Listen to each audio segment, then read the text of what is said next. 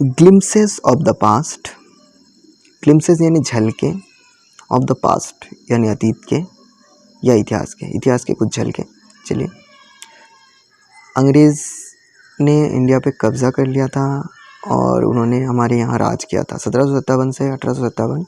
चलो, इसके बीच में जो इंडिया की इतिहास है, यहाँ पर बोला जा रहा है द मार्टायर्स, मार्टायर्स यानी शहीद, ठीक है। At a function in Delhi, Delhi में एट ए फंक्शन, एक फंक्शन पे,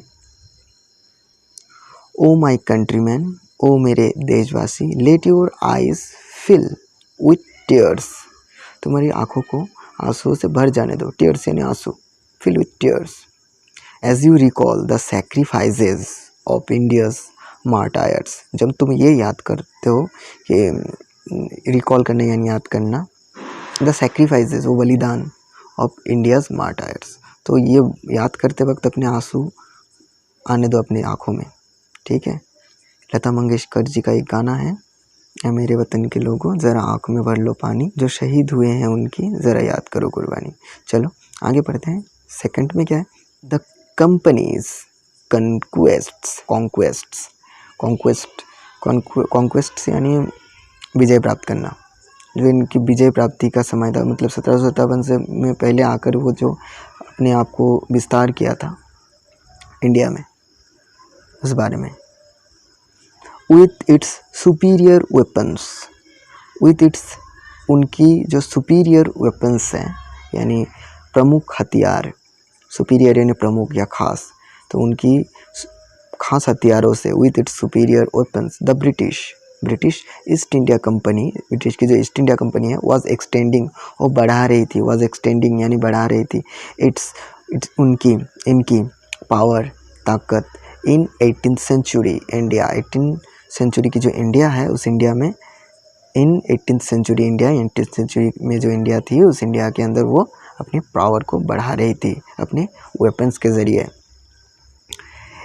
इंडियन प्रिंसेस वर शॉर्ट साइटेड, और इंडिया के जो राजा थे वो शॉर्ट साइटेड, अदूरदर्शी, दूरदृष्टि नहीं थी उनमें, मतलब वो दूर की नहीं सोच सकते थे, सब नहीं कुछ।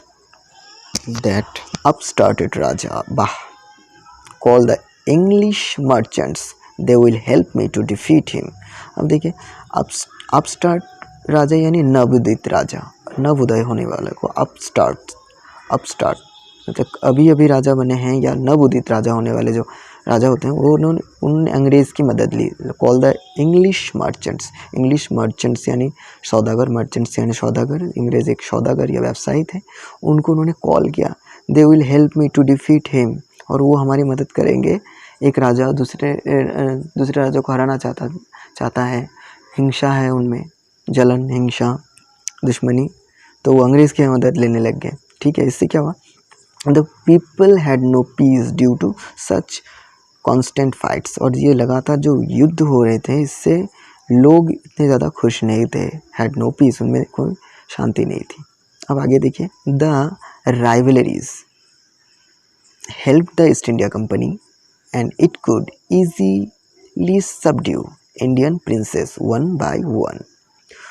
जो राइवलरीज थी, मतलब जो दुश्मनी थी राजा और राजाओं में, ये मदद करने लगी, helped the East India Company को, and it could easily subdue Indian princes one by one, और वो बहुत आसानी से हराने लगे, उनको कब्ज़ा करने लगे, इंडिया के राजा को वन बाय वन, एक एक करके उनको वश में करने लगे। फार Singh ruler like brave Tipu of Mysore for the British till he died fighting. अब फार सिंह रूलर यानी जो दूरदर्शी राजा होते हैं ना, पहले तो अदूरदर्शी थे, ये फार सिंह यानी काबिल, दूरदर्शी जो रूलर, शासक, जैसे कि ब्रेव टीपू सुल्तान मैसूर के, वो उन्होंने लड़ा था, fought the British till he dead fighting, लेकिन जो ऐसे दूरदर्शी राजा थे वो अपने मृत्यु तक उन्होंने लड़ा ब्रिटिश के साथ, ठीक है। अब आगे देखिए, how Indians react to this conquests. ये कॉन्क्वेस्ट जो थी, ये जो हराने वाली सिलसिले चल रहे थे, इससे इंडिया ये जो अंग्रेज़ की राज करने की जो अवस्था चल रही थी, उससे इंडिया के जो पीपल्स हैं, इंडियंस हैं, उनके रिएक्शन क्या था, वो कैसे रिएक्ट कर रहे थे। कुछ कह रहे थे थैंक गॉड, धन्यवाद भगवान, there is peace in our country now, हमारे देश में अब शांति है।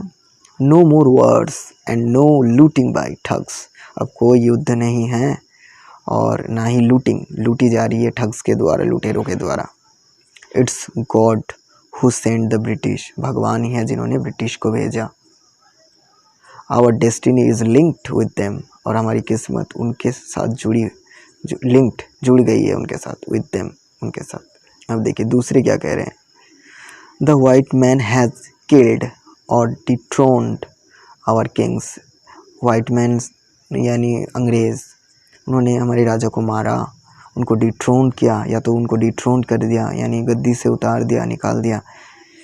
सम किंग्स वेर नॉट गुड, कुछ राजा तो अच्छे नहीं थे। Some kings were not good but after all, लेकिन जो भी हो, they were of this land, वो भी हमारे इस दिस लैंड से, इस मिट्टी के हैं या जन्मभूमि के हैं। Now we have become slaves of foreigners, तो अब हम फॉरेनर्स के स्लेव बन गए। Now we have become slaves of foreigners, तो हम स्लेव्स यानी गुलाम बन गए हैं फॉरेनर्स के। तो आगे देखिए थर्ड में है ब्रिटिश रूल, ब्रिटिश की शासन 1756 से 1836। Religious leaders preached ideas like untouchability and child marriage, वो प्रचार कर रहे थे। preached ideas, किन आइडियाज़ को, किन सुझाव को प्रचार कर रहे थे। like untouchability and child marriage, छुआछूत की प्रचार कर रहे थे, चाइल्ड मैरिज, बाल्य विवाह के प्रचार कर रहे थे। कौन? रिलीजियस लीडर्स, धार्मिक गुरु हैं, लीडर्स। वो क्या कहते हैं? Anyone who crosses the seas loses his religion, जो भी सी को क्रॉस करेगा, समुंदर को, वो अपना धर्म खोएगा। ठीक है। All the misery in the world is due to omen, और जो भी दुख कष्ट हैं, दुर्दशाएं हैं, मिजरी, वो सारे औरतों की वजह से है। अब आगे देखिए, द ट्रूथ वॉज दैट, और सच्चाई ये थी, इंडियंस हैड लॉस्ट, इंडियन ने खो दिया था, सेल्फ रिस्पेक्ट, आत्मसम्मान। द ब्रिटिश स्कोर्न देम, और ब्रिटिश को दाचिल्य करते थे। The natives are unworthy of trust, जो यहाँ के स्थानीय हैं, नेटिव्स हैं, अंग्रेज कह रहे हैं, आर अनवर्दी ऑफ ट्रस्ट, वो विश्वास के योग्य नहीं है। अनवर्दी यानी अयोग्य। इनकेपेबल ऑफ ऑनेस्टी, और इनकेपेबल है ऑनेस्टी में, ईमानदारी में भी वो असमर्थ हैं। ट्रू योर ऑनर, तब एक व्यक्ति कहता है, इंडियन भारतीय व्यक्ति कहता है, ट्रू सच है, योर ऑनर आपके सम्मान में, और आप मेरे मालिक, बट आई एम ऑनेस्ट, लेकिन मैं ईमानदार हूँ। बिंग मर्चेंट्स, क्योंकि अंग्रेज मर्चेंट्स थे, बिंग मर्चेंट्स सौदागर थे, व्यवसायी थे। The British wanted quick profits, वो क्या चाहते थे? वो चाहते थे जल्दी से प्रॉफिट, लाभ हो। Their heavy taxes forced farmers to abandon their fields, और उनकी जो भारी भरकम टैक्सेस थी, शुल्क या कर, वो मजबूर कर दी थी फार्मर्स को अबैंडन देयर फील्ड्स, अपने ज़मीन को छोड़ने के लिए। अब एक फार्मर कहता है, but your man are taking all my crops, लेकिन आपके लोग मेरे सारे फसल ले के जा रहे हैं। तब अंग्रेज कहता है, you are still in arrears, if you don't pay next week I will send you to jail. तो वो कहते हैं, अभी भी तुम कर्जे में हो, अभी भी तुम्हें देना है, अगर तुम अगले हफ्ते पे भुगतान नहीं करते, I will send you to jail, मैं तुम्हें जेल में भेज दूंगा। अब आगे देखिए, still the British invented other methods, फिर भी वो दूसरे उपाय इन्वेंट कर रहे थे, ईजाद कर रहे थे, अदर मेथड्स, दूसरे तरीके, which gave them more profits, और जो दे रहे थे उनको मोर प्रॉफिट्स, और भी ज़्यादा लाभ। The goods manufactured in England should not have any import duty when brought into India.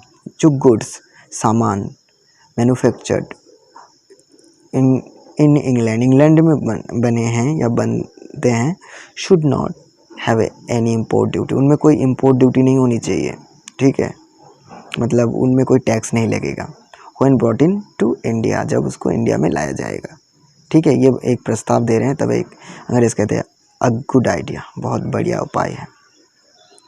The East India company's laws, और ईस्ट इंडिया कंपनीज को जो ये लॉ है, कानून है या नीति है, बिगैन टू क्रिपल, वो बिगैन करते हैं क्रिपल करना, यानी अपंग करना इंडियन इंडस्ट्री, इंडिया की जो इंडस्ट्री है उसे विकलांग बना रहे हैं।